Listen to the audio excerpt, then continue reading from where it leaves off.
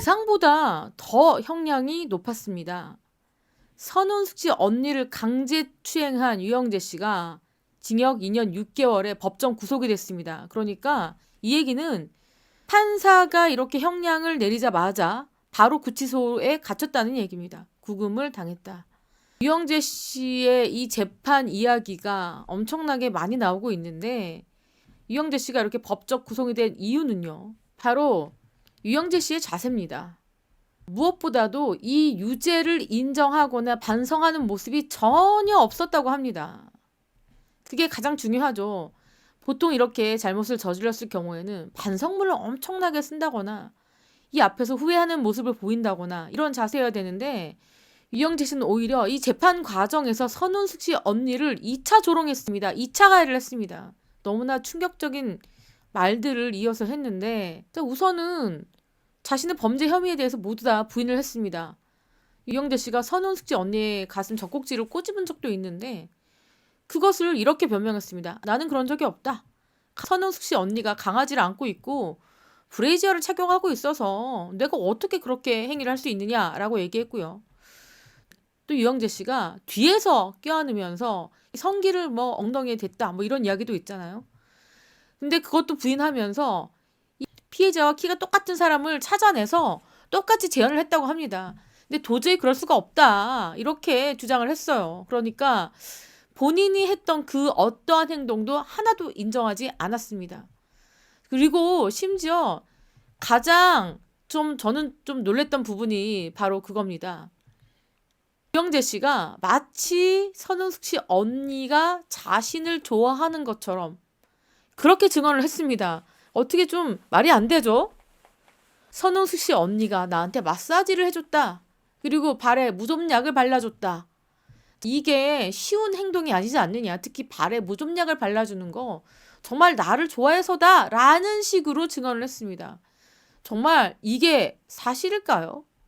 전혀 아니었죠. 선운숙 씨 언니가 유영재 씨에게 무좀약을 발라준 건 다른 사람에게 옮겨질까 봐. 사실 얼마나 그 약을 발라주면서 마음이 좋지 않았겠습니까? 그래서 혹시 동생이나 나에게 전염이 될까 봐 사실 좀 더럽다는 생각 들잖아요. 그럼에도 불구하고 유영재의 발에 무좀약을 발라줬다. 마사지도 같은 맥락이다. 그런데 유영재 씨가 자신을 성추행하기 전까지 행동이지 그 이후부터 나는 유영재의 근처도 가지 않았다. 이렇게 이야기를 했습니다. 선운숙 씨 언니는요.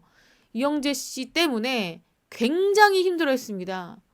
재판이 진행되는 과정에서도 신경 안정제를 엄청나게 많이 먹었다고 합니다. 거의 2배 정도 먹었고요. 일상생활을 거의 하지 못할 정도로 거의 피골이 상접한 상황이라고 말씀드려야 될 것 같습니다. 선운숙 씨도 사실 이 재판을 진행하면서 얼마나 창피했겠습니까? 세상을 떠들썩하게 만들었던 결혼이었고 또 결혼 과정에서 두 사람이 TV에 출연해서 알콩달콩 사는 모습들을 보여왔습니다. 결혼과 동시에 한 예능에서 계속 출연하면서 남편과의 이야기들을 쭉 해왔기 때문에 사람들의 충격은 더욱더 클 수밖에 없었고요.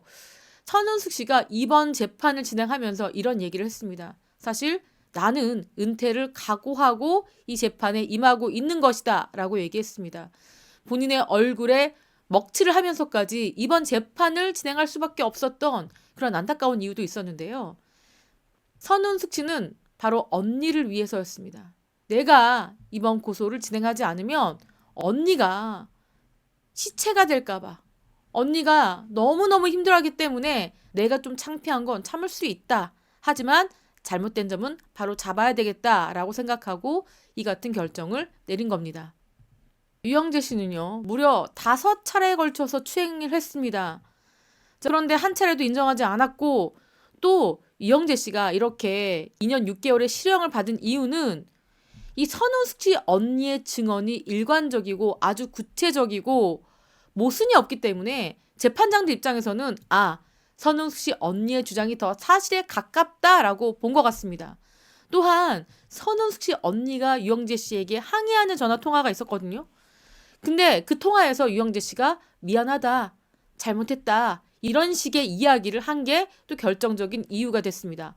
만약에 그러한 일이 없다면 유영재 씨가 강하게 반발했겠죠. 무슨 얘기 하시는 거냐? 나는 그런 적 없지 않느냐? 나에게 왜 이렇게 말씀하시는 거냐? 라고 해야 될 텐데 유영재 씨는 전혀 그런 말을 하지 않고 오히려 미안해했다고 해요. 하지만 재판장에 나와서는 전혀 다른 모습, 하나도 인정하지 않은 모습, 이런 모습들이 재판장 입장에서는 괘씸죄로 갈 수밖에 없었던 그런 상황이었습니다. 자, 유영재 씨는요, 이 시력이 떨어지자마자 굉장히 충격에 빠져서 좀 얼이 빠졌다고 해야 되나요? 네. 마지막으로 할 말 있으면 해라 라고 했는데도 불구하고 거의 뭐 사람들이 전혀 들리지 않는 목소리로 말을 했고요. 본인이 이렇게 실형을 당할 것이라고는 전혀 예상하지 못한 듯이 거의 뭐 멍하게 서 있었고요. 선훈숙 씨 쪽도 사실 이렇게 실형이 나올 거라고는 예상하지 못했다고 합니다. 사실 뭐 집행유예 정도로 예상했는데 유영재 씨가 이렇게 실형이 나오니까 양측 다 다른 의미의 좀 놀라운 표정을 지었고요. 자, 유영재 씨는 뭐가 그렇게 억울했는지 바로 항소장을 제출을 했습니다. 또한 검사도요. 2년 6개월의 실형은 너무 짧다라고 하면서 검사도 항소를 했습니다. 그러니까 더 엄한 벌을 줘야 된다라는 검사 측과 나는 억울해 못 살겠다라는 유영재 씨가 또다시 2심에서 붙게 됐습니다. 자, 지금 이런 상황에서 선훈숙 씨 측의 입장도 나왔습니다. 유영재 씨의 항소는 이미 예상했던 일이다 라고 밝혔습니다. 자, 과연 항소심에서도 1심처럼 계속 억울하다고 말할지 아니면 선처를 받기 위해서 진심으로 반성한다고 말을 할지 궁금하다. 자, 유영재 씨가 살 길은 진짜 진심 어린 반성입니다. 항소를 해서 이기려면은 이 모든 것들을 다 뒤엎을 만한 엄청난 증거를 갖고 와야 되는데 이미 없습니다. 제가 봤을 때는 증거로 내볼 게 없을 것 같습니다. 진심으로 반성한다고 말을 하고 사과를 해야만 그나마 조금이라도 감형이 되지 않을까 싶습니다. 이런 얘기도 합니다. 만약에 이번 사건 같은 경우에 유영재 씨가 좀 반성하는 모습, 사과하는 모습만 있었다면은 실형을 면할 수도 있었다고 합니다. 그런데 유영재 씨는 아무것도 인정하지 않았기 때문에 다시 말씀드리지만 실형을 받을 수밖에 없었고요. 항소했습니다. 항소에서도 계속 본인의 잘못을 인정하지 않고 말도 안 되는 주장을 한다면은 2심에서도 유영재 씨는 이 감형이 되기가 힘들 것이다. 저는 그렇게 보고 있습니다. 지금 저뿐만 아니라 이 법을 알고 계신 많은 분들께서도 유영재 씨의 스탠스가 완전 잘못됐었다. 과연 변호사가 있었던 게 맞느냐?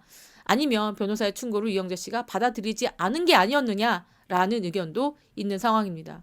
정말 희대의 재혼이었고요. 희대의 이혼이었습니다. 선훈숙 씨가 이영하 씨와 이혼한 지 15년 만입니다. 15년 만에 정말 심사숙고해서 재혼을 했는데 얼마나 선훈숙 씨에게 정말 대시했던 남자들이 한두 명은 아니었다고 해요. 그럼에도 불구하고 고민 끝에 유영재 씨와 결혼했는데 이러한 결말을 낳을 거라고는 그 누구도 상상하지 못했습니다. 15년 동안 혼자 지냈다가 재혼을 했고요. 이 재혼이 불과 1년 6개월밖에 가지 않았고요. 그리고 유영재 씨는 결국에는 구속이 되고 말았다. 정말 예상할 수 없었던 그러한 결혼 생활이었고요. 그리고 재혼도 이렇게 비극으로 끝나고 말았습니다. 모두가 예상하지 못한 재혼이었고요. 그리고 그 결말도요. 충격적이었습니다. 선훈숙 씨의 이런 안타까운 사연 여러분들께 전달해 드렸고요. 지금까지 저는 백은영이었습니다. 시청해 주신 구독자 여러분 감사합니다.